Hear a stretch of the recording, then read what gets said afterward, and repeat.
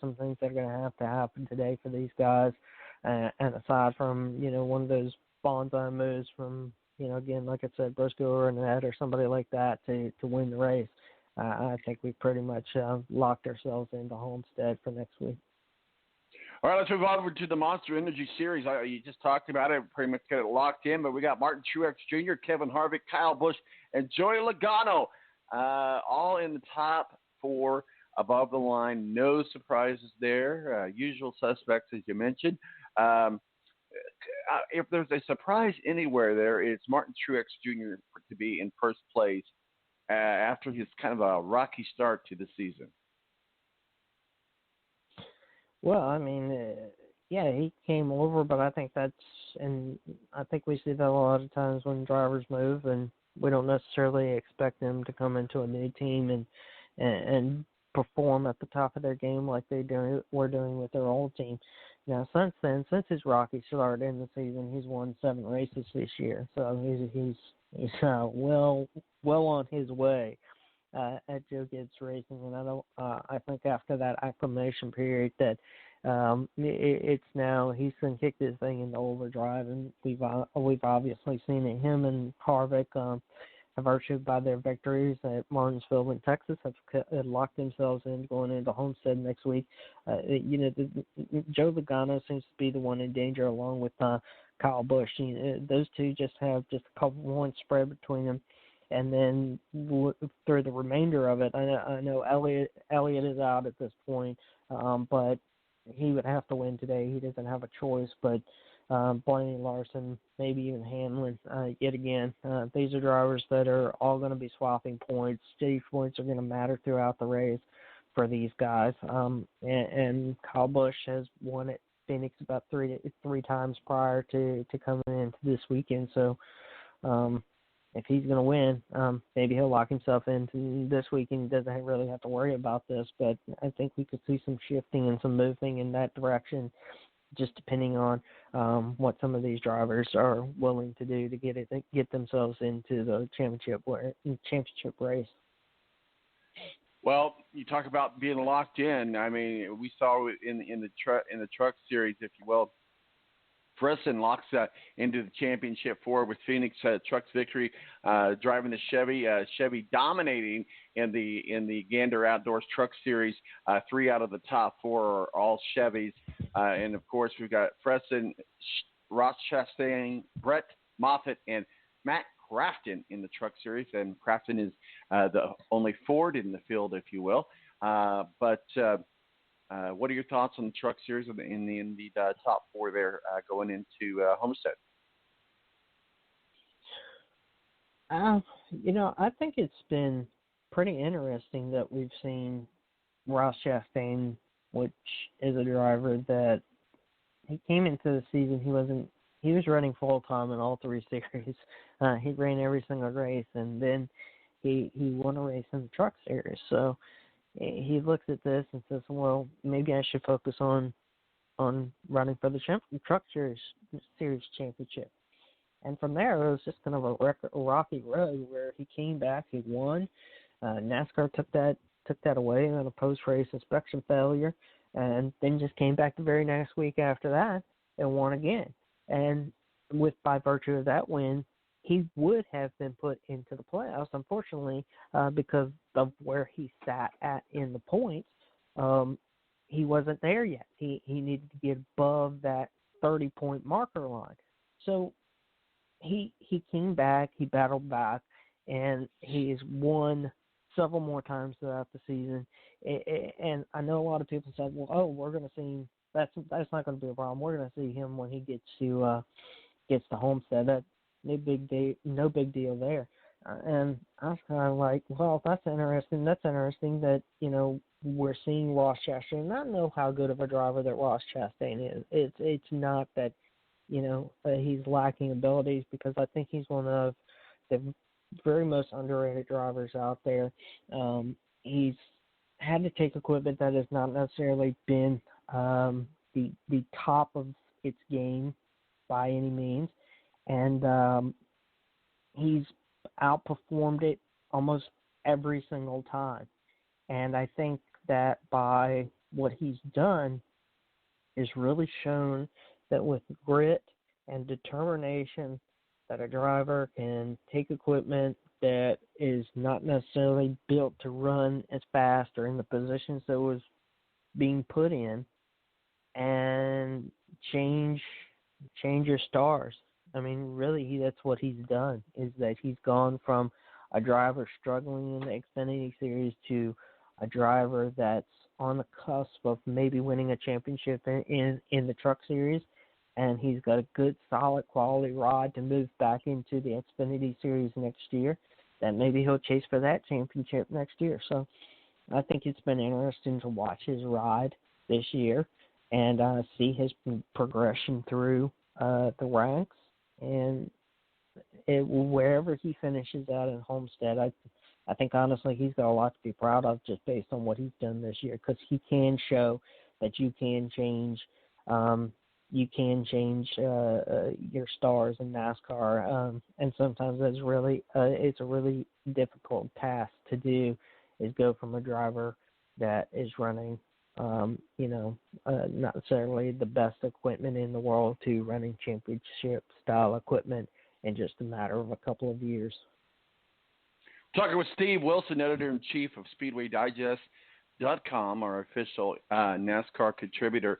Well, let's look at Phoenix, the track, the makeup of the track, and how teams prepare for a win out in the desert in Arizona.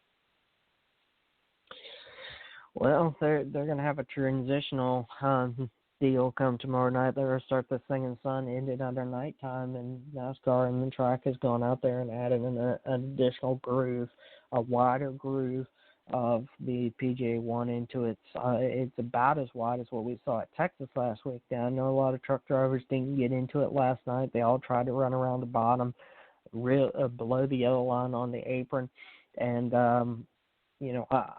I think we're going to see the same thing. I think after last week at Texas, I think these drivers are going to be leery to try and move to the outside of the track where this PJ 1 has been put down at. I think we'll see a lot of these drivers running right at the bottom at that yellow line or below the yellow line, because there's no yellow line rule there. They're going to cut the dog leg like we saw several times last night with our 4, 5, and 6 wide throughout there. But that can be treacherous at the same time, too, with the transition that goes from the banking into the flat surface there at the runoff and then back up onto the banking. So we've seen drivers that don't execute that necessarily well, and they'll collect in a few other drivers, and, that's kind of a danger area sometimes, especially for drivers that have nothing to lose. Now, I know Harvick and Truex, they don't really have anything to lose themselves because they're locked into Homestead, but I think they're still going to go up there and they still want to get that win, that one last win of the season before they get to the championship. So it'll be a fun race, I think, tomorrow afternoon at ISM Raceway. And we'll certainly keep our eyes on that and what's happening. Let's talk a little bit about a couple drivers here while we just got a few more minutes here. Chase Elliott. I like this guy, this driver, that's son of Bill Elliott, has got a lot of good makings of being a very, very good driver and a championship driver in the future. Are we a little disappointed that he did not make the cut this year? Well, that team has struggled, and they've struggled a lot here late in the season. Some of it is not due to their fault. There's been a lot of mechanical issues that have broken on that car. I mean, you just look back to just a couple of weeks ago at Martinsville. They had an engine problem. They start the race. They don't get 20 laps or something in, and they have an axle break onto it. I mean, it puts them in pretty much just like a no-win situation. Then they go to Texas last week, and they get into that PJ1 stuff and wreck the car.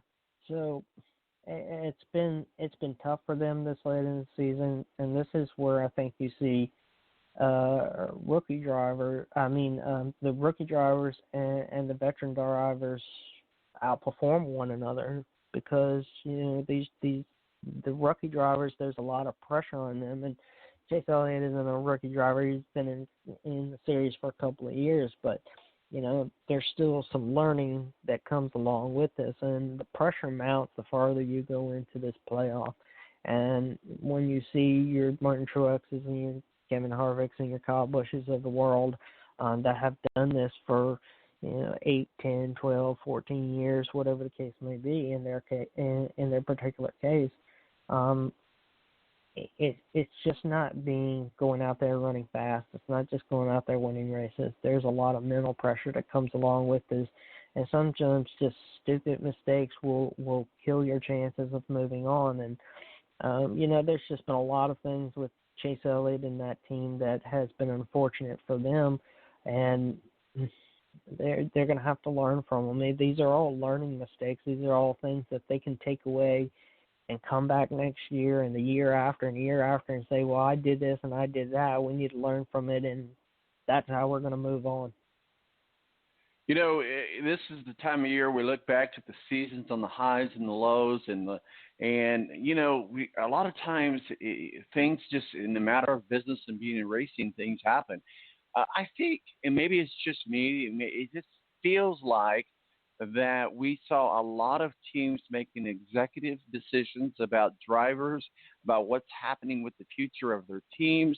We think about Steinhaus Jr. We think about other drivers that were named drivers that were dropped. We also think about drivers that might be coming to the end of their career, and what a disappointing loss and for disappointing time for Jimmy Johnson here in Indianapolis, as he had the playoffs in his grasp, and just unfortunate situation happened to keep that from happening. Just a lot of disappointments. So we wonder, is Jimmy Johnson going to be around? Probably for another year or so, but we don't know past that point. I know that the sponsor Ally Bank renewed their sponsorship, which is good, but I don't know. I just kind of feel like Jimmy Johnson might be on his way out. Just a lot of disappointments. And then we're seeing teams making some tight decisions, not only in NASCAR, but in IndyCar, as we saw with James Hinchcliffe as well. So teams are tightening the purse strings, if you will. It's getting harder and harder to get sponsorships. Is there a fix? I don't know. But that would be the question that we ask at the end of the year. Well, I think if you look at what F1 and FIA is doing with mandatory, budgets that they're looking at, budget caps, just like we have in the NFL or MLB or any other stick and ball sport, I kind of wonder whether it's totally enforceable or not, and that's a question for another day, to be honest with you. But NASCAR has been looking at ways to reduce all kinds of things, the cost of competition, but unfortunately, racing is an expensive sport. Racing is a sport where the person with the most money and the best engineers and the best cars is going to win every single week. And you take a look at the engine rules in the Truck Series, for example. They all switched over to a common template engine built by Elmore, which again is another Penske property. So we're talking about how Penske is involved in some of the aspects of the sport. But Elmore has, they're now the common engine supplier in the series, and I think there's arguments for it. And then you look back at what happened in Vegas with so many engine failures, there's an argument against it. As far as it relates to Ricky Stenhouse Jr. and some of the other drivers, Ricky's been a Ford guy all his life. He's been at Roush all his life, but he just hasn't performed that well. I'm sure he did great on some of the restrictor plate tracks, but we see a lot of drivers that don't perform well week in and week out. He performed well in the Xfinity series. He was back-to-back champions in that series. It just seemed like he struggled a little bit, and the whole time that he was in Cup, and there's just a lot of mistakes, and these are mistakes that again just happened over and over again. Didn't seem to learn from them, and while he's a good driver, it just seems like there was just no stability there. That he would make a mistake and wouldn't necessarily be able to move on from it. But Chris Buescher is going to take over for him in that car next year, and Ricky Stenhouse is going to take over for Chris Buescher in his old car next year.